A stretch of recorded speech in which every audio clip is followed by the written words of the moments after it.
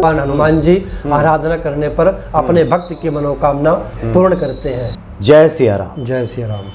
हनुमान जी ऐसे साक्षात देवता हैं जो शीघ्र प्रसन्न हो जाते हैं और भक्तों की समस्त मनोकामनाएं पूर्ण कर देते हैं। हनुमान जी के बारे में जितनी ही ज़्यादा आप जानकारी इकट्ठी करेंगे उतने ही ज़्यादा उनके प्रति भक्ति भाव, उनके प्रति प्रेम आपका बढ़ना शुरू हो जाएगा।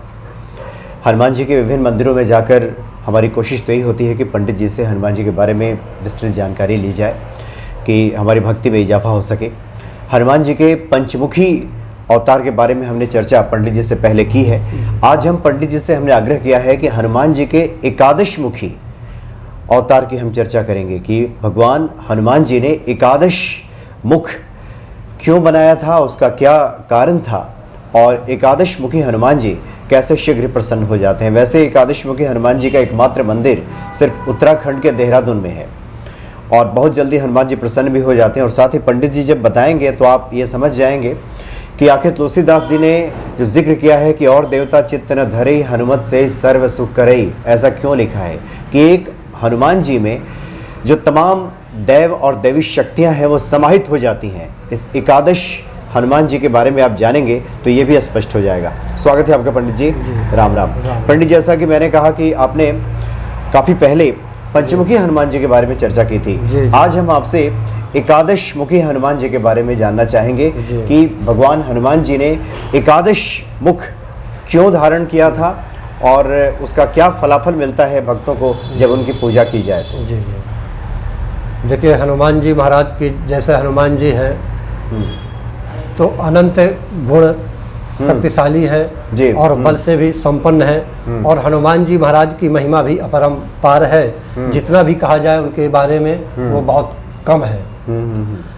तो आपने जो एकादश मुखी हनुमान जी के बारे में प्रश्न किया है, बहुत अच्छा प्रश्न है।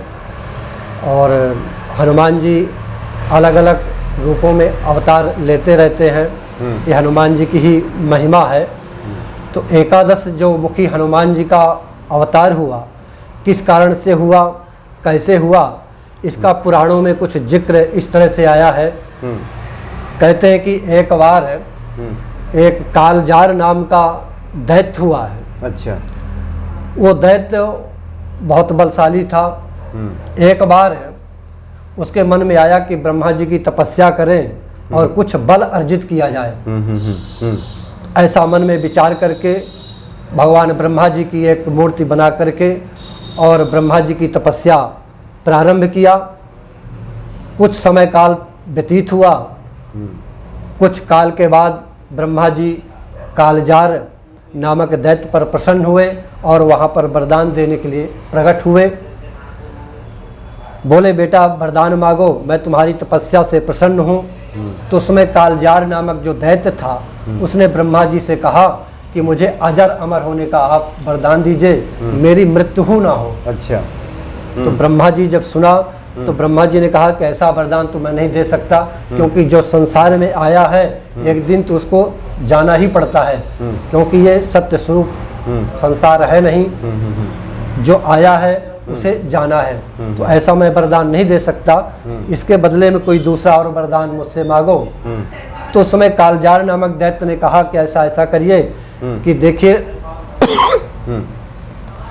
मेरे एकादश मुख हैं और मेरा जो जन्म है वो एकादश तिथि के नाम से हुआ है। तो जब मेरा जो जन्म तिथि है तो जन्म तिथि के दिन जो मुझे मारे तो उस दिन मेरा वध हो सके, ऐसा मुझे मतलब मुझे वो मारे जो एकादश मुख बना सके। जी।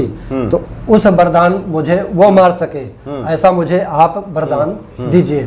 तो ब्रह्मा जी ने तथास्तु कह करके और अपने अंतर्ध्यान हो गए, अपने लोक के लिए चले गए। तो कहने का तात्पर्य यह है कि जिस दिन उनका जन्म तिथि थी कालजार नामक दैत्य की, तो हनुमान जी महाराज ने एकादश मुख ग्रहण करके और उनको उस दिन वध किया।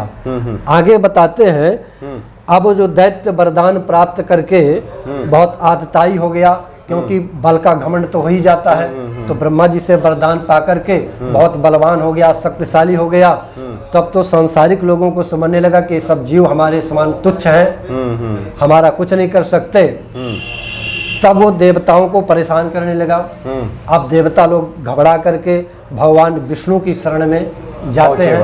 भगवान ब्रह्मा जी विष्णु भगवान की स्तुति करते हैं, देवता लोग प्रार्थना करते हैं। तब भगवान विष्णु देवताओं के ऊपर प्रसन्न हुए। तब देवता लोगों ने विष्णु भगवान से कहा कि महाराज, हम लोगों के ऊपर करतार नाम का के कालजार नाम का जो दैत्य है, ये हम लोगों को बहुत परेशान कर रखा है, तो इसको वध करने के लिए कोई आप उपाय करें, हमारी रक्षा करें। तब उनकी प्रार्थना को सुन करके भगवान विष्णु बोले कि देखो, मेरा ही एक रूप इस समय धरती पर श्री राम जी के रूप में अवतरित हुआ है, तो आप राम जी के शरण में जाएं, वो जरूर आपके इस संकट का समाधान करेंगे। उस समय सभी देवता गुण पृथ्वी लोक पर आते हैं, भगवान श्री राम के पास जाते हैं और श्री राम जी के चरणों में प्रणाम करके श्री राम जी से अनुनय विनय प्रार्थना उस समय करते हैं। तब उन्होंने हनुमान जी की याद की कि ये काम तो संकट से तो हनुमान जी ही बचा सकते हैं। जी, संकट से हनुमान जी ही बचा सकते हैं, क्योंकि संकट ते हनुमान छुड़ावे, मन कर्म वचन ध्यान जो लावे। क्योंकि हनुमान जी का कार्य ही है संकट से मुक्त करना, भय से मुक्त करना, दुख से मुक्त करना। तो उस समय हनुमान जी महाराज को श्री राम जी बुलाते हैं, क्योंकि प्रार्थना तो उन्होंने पहले सुन ली श्री राम जी ने। तब हनुमान जी को एक कार्य सौंपा कि आप देवताओं का कार्य करें, आप कीजिए। तब हनुमान जी महाराज उन सभी देवताओं के दुख का कारण समझ करके और एकादश मुख उस समय धारण किया। और उस समय कहते हैं कि उस समय हनुमान जयंती का समय था, और हनुमान जयंती के दिन भी उसी कालजार नाम जो दैत्य था, मतलब ये चैत्र पूर्णिमा, चैत्र पूर्णिमा के दिन भी उसकी जन्म तिथि थी। कालजार नाम की जो पहले वरदान प्राप्त किया हुआ था कि मेरी जन्म तिथि पर ही मेरा वध हो, तो उस समय उसकी भी जन्म तिथि थी और उधर हनुमान जयंती भी थी। तो उस समय उसका वध करने के लिए हनुमान जी महाराज ने भी एकादश मुख धारण किया। और इसके बाद फिर कालजार नामक दैत्य से और हनुमान जी का एकादशी मुख हनुमान जी से युद्ध हुआ। अंत में बहुत समय तक युद्ध चलता रहा, एक दूसरे को उठा पटकी चलनी चलती रही। अंत में हनुमान जी महाराज ने अपने हाथों से उठा करके और वो आकाश पर चारों तरफ घुमा करके और आकाश में ऊपर की ओर उछाल दिया, और उसी समय जब नीचे धरती पर गिरा तो उसका वध हो गया और अंत हुआ। उस समय देवता लोग भी बहुत प्रसन्न हुए। तो इस तरह से जो हनुमान जी महाराज हैं, एकादश मुख हनुमान जी कहलाए, वो चर्चित हुए। अच्छा, जैसा कि मैंने शुरू में कहा कि तुलसीदास जी ने एक एक शब्दों को अनुभव की कसौटी पे कस करके लिखा है। और देवता चित्त न धरे, कई बार चर्चा हम लोग कर चुके हैं कि हनुमान जी की पूजा से सभी देवी और देवता प्रसन्न हो जाते हैं। हनुमान जी ने जो 11 मुख पंडित जी धारण किया, वो 11 मुख कौन कौन सा है, और उन 11 मुखों के बारे में जानने के बाद ये भी स्पष्ट हो जाएगा कि हनुमान जी में सभी दैव और देवी शक्तियां समाहित हैं। जी, वो कौन कौन से मुख थे, मुख बनाया हनुमान जी? बहुत अच्छा प्रश्न है ये कि हनुमान जी ने 11 मुख तो धारण किए, पर वो 11 मुख कौन कौन से हैं, तो उनको हम यहाँ पर बताते हैं। तो पहला तो हनुमान जी का हनुमान मुख है। बताते हैं कि यह मुख जो है वो शत्रुओं पर विजय दिलाने वाला का प्रतीक है, माने उससे शत्रु मारे जाते हैं, माने इसका प्रतीक हनुमान जी का ये मुख है। फिर दूसरा है श्री राम मुख है। अच्छा, यह मुख श्री राम जी में जो शक्तियां हैं, उन सारी शक्तियों का आशीर्वाद श्री हनुमान जी को प्राप्त हुए हैं। इसका प्रतीक यानी राम जी ने सारी शक्तियों का आशीर्वाद हनुमान जी को, मतलब हनुमान जी ने दूसरा मुख जो बनाया वो श्री राम जी का मुख है। तो सारी शक्तियां हनुमान जी के पास निहित हैं, ऐसा श्री राम के मुख से प्राप्त हुई है। फिर तीसरा है शिव मुख। यह मुख शिव जी का आशीर्वाद देता है। जैसे शिव भगवान सभी मनोकामनाओं को पूर्ण करने वाले भंडारी हैं, जो जिस कामना से भगवान शिव जी की आराधना करता है, रुद्राभिषेक करता है, तो भगवान उसकी मनोकामनाएं पूर्ण करते हैं। ऐसे श्री हनुमान जी का जो शिव मुख है, मतलब जो तीसरा मुख हनुमान जी का है वो भगवान शिव का है। शिव का जी है, पंडित जी। उससे सभी आशीर्वाद हनुमान जी के द्वारा प्राप्त होता है। फिर चौथा मुख है अग्निदेव मुख है। अग्निदेव का? जी, अच्छा। अग्निदेव का ये चौथा मुख है। यह मुख सभी बीमारियों से बचाता है। जैसे किसी को कोई बीमारी हो गई, आदि हो गई, व्याधि हो गई, तो हनुमान जी की आराधना करने से ये हनुमान जी की सभी बीमारियों से दूर करते हैं। ये चौथा मुख है। फिर पांचवा है नागमुखी। यह नागमुखी नाग एवं सर्पों के भय से बचाता है, मुक्ति दिलाता है। यानी कोई, यानी जो पांचवा मुख है उन्होंने शेष नाग का बनाया, शेष नाग का बनाया, जो सभी सर्पों के जो भय है, नाग के भय है, उससे भी मुक्ति दिलाता है। एक तरह से मैं ये कह सकता हूँ कि कुंडली में जो काल सर्प योग विद्यमान रहता है, तो माने यह नागमुखी हनुमान जी की पूजा करने से काल सर्प योग की भी शांति, मतलब एकादश मुखी हनुमान जी की आराधना की जाए, आराधना की जाए तो काल सर्प योग की भी शांति हो जाती है।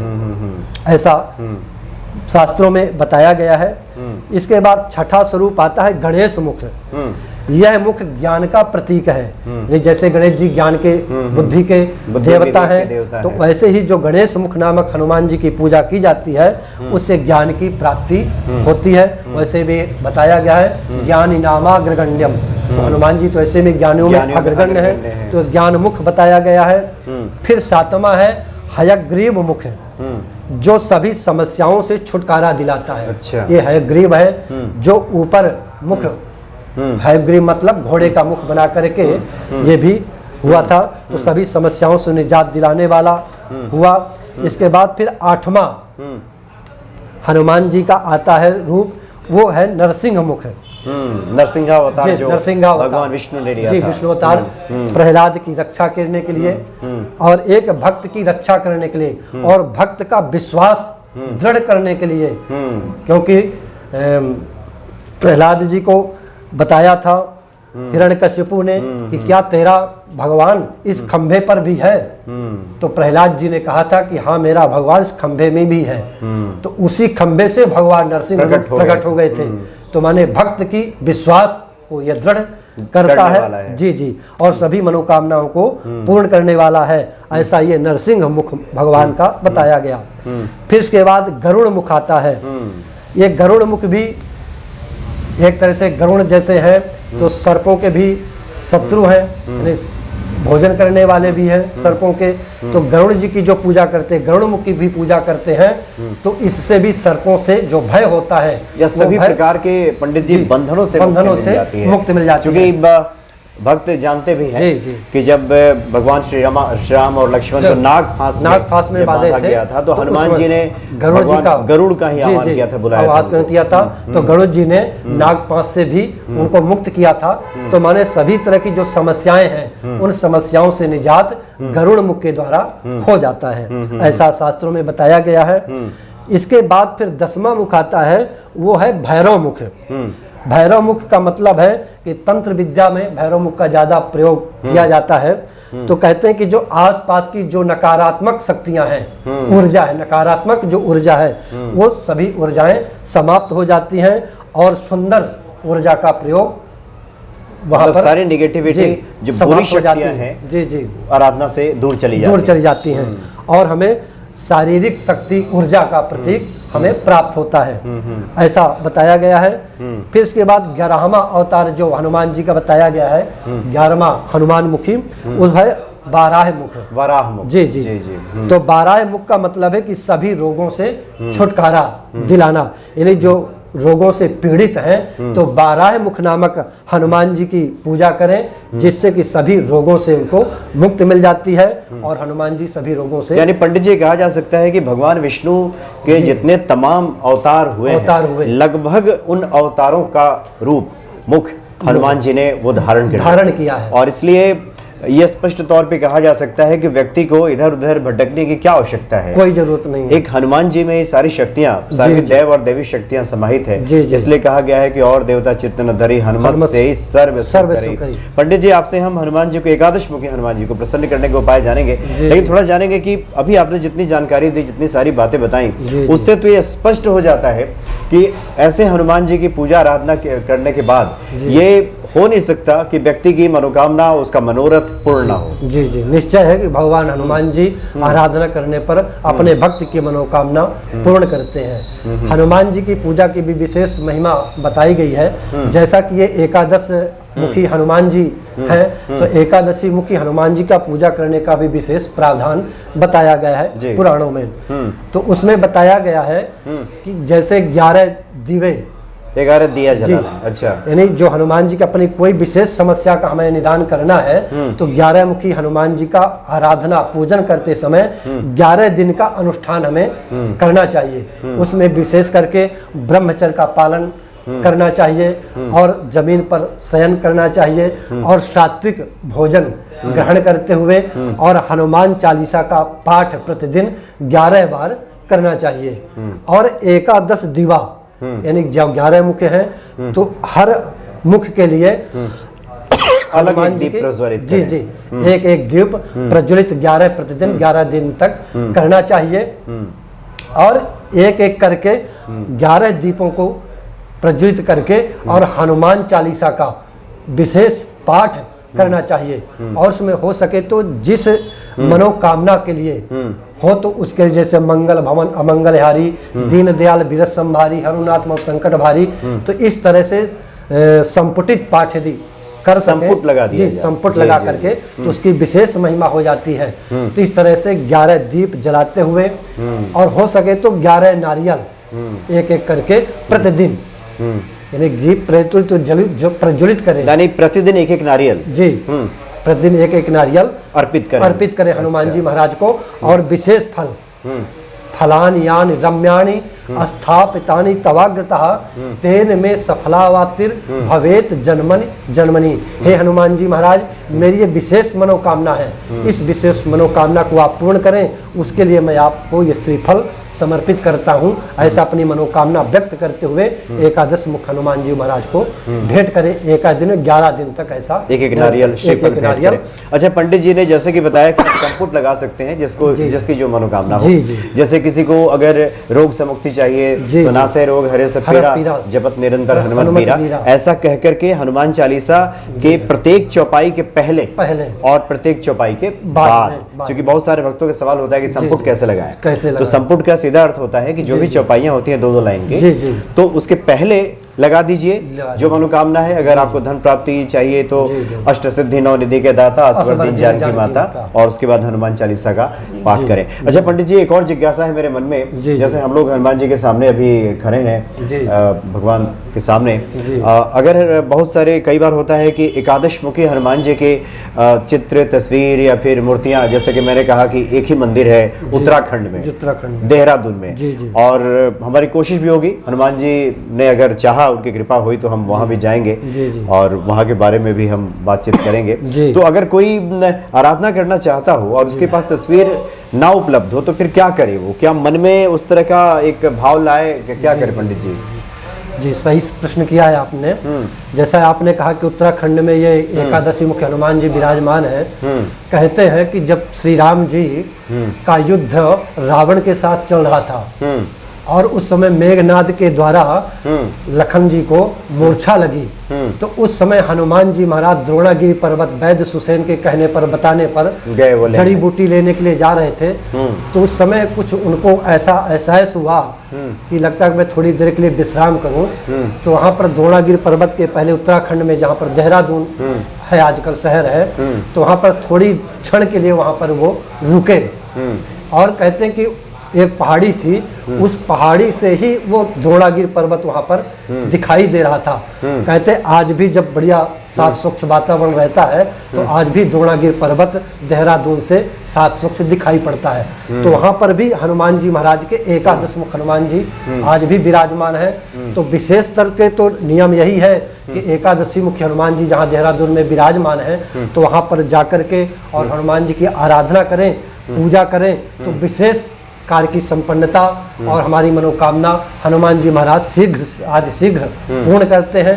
पर मान लीजिए जो भक्त हनुमान जी वहां नहीं जा सकते देहरादून, तो अपने घर में ही अपनी मनोकामना भगवान हनुमान जी का एकादश मुख चित्र का ध्यान करते हुए, क्योंकि ध्यान का विशेष महत्व होता है। तो हनुमान जी के एकादश मुखी हनुमान जी का जो मैंने अभी पहले बताया कि अलग अलग ये रूप हैं, तो उनका रूप का ध्यान करते हुए, चिंतन करते हुए, मनन करते हुए हनुमान चालीसा का पाठ करते रहें और अपनी मनोकामना हनुमान जी से व्यक्त करते रहें। एक दिन निश्चित ही 11वें दिन जब हनुमान चालीसा का पाठ पूर्ण होगा, भगवान हनुमान जी की कृपा से सारी मनोकामनाएं अपने भक्त की। पंडित जी ने काफी अच्छी बात बताई, क्योंकि एक मंदिर तो हम जाते ही हैं और एक हमारा मन भी तो मंदिर ही है। उस मन मंदिर में आप 11वें एकादश मुखी हनुमान जी को बिठा लीजिए, उनका चिंतन कीजिए और उसके बाद जैसे कि पंडित जी ने कहा कि हम लोग तो बताते ही हैं पंडित जी की शुद्ध घी का दीपक जला लीजिए और आपने बताया कि 11 दिनों तक एक एक श्रीफल मनोकामना अपने प्रकट करते हुए उनको अर्पित कीजिए। श्रद्धा भाव से प्रतिदिन 11 बार हनुमान चालीसा का पाठ कीजिए और संपुट अगर लगा लीजिए जो भी आपकी मनोकामना है जिस भी मंत्र से। और ना हो सके तो ऐसा भी कर सकते हैं, हनुमानाष्टक तो ऐसा भी बताया गया है कि ना कोई हो, क्योंकि हनुमान जी तो सर्वज्ञ हैं, सभी के अंतर्मन को जानने वाले हैं। तो हनुमान जी महाराज तो अपने भक्तों की मनोकामनाओं को जानते हैं, क्योंकि जब हम काल कोठरी के अंदर भी छिप करके कोई भी पाप कर्म करते हैं तो भगवान उसको भी जानने वाले हैं। तो क्या जब हम शुभ काम करेंगे तो हमारी मनोकामनाओं को क्या भगवान नहीं जानते हैं कि किस कामना से हमारा भक्त ये हमारी आराधना कर रहा है। तो उसमें के लिए भी बताया गया है कि हनुमानाष्टक जो है तो पहले हनुमानाष्टक का पाठ कर लें, इसके बाद फिर 11 पाठ हनुमान चालीसा का पाठ करें और फिर लास्ट में फिर हनुमानाष्टक का पाठ करें और इस तरह से संपुटित पाठ करते हुए अपनी मनोकामना हनुमान जी को प्रकट करें। मतलब ये विस्तृत पूजा आपको करनी है तो। और पंडित जी ने बढ़िया जिक्र किया हनुमानाष्टक के बारे में और हम चाहेंगे कि अगली मुलाकात पंडित जी से हो तो हनुमानाष्टक के बारे में हम विस्तृत जानकारी आपसे लेंगे कि किस प्रकार से पाठ किया जाए, हनुमानाष्टक पढ़ने से क्या लाभ मिलता है, कैसे पढ़ा जाए, तो ये हम विस्तृत जानकारी आपसे लेंगे। तो हम समझते हैं कि पंडित जी ने जो जानकारी दी है एकादश मुखी हनुमान जी की आराधना से, पूजा से समस्त दैव और देवी शक्तियां, हम बार बार इस शब्द को दोहरा रहे हैं क्योंकि कई बार व्यक्ति भटकाव का शिकार हो जाता है। यत्र तत्र वो भागता फिरता है, पीर फकीरों के पास भागता है और ऐसे हनुमान जी की जरूरत नहीं है, ऐसे हनुमान जी विराजमान है।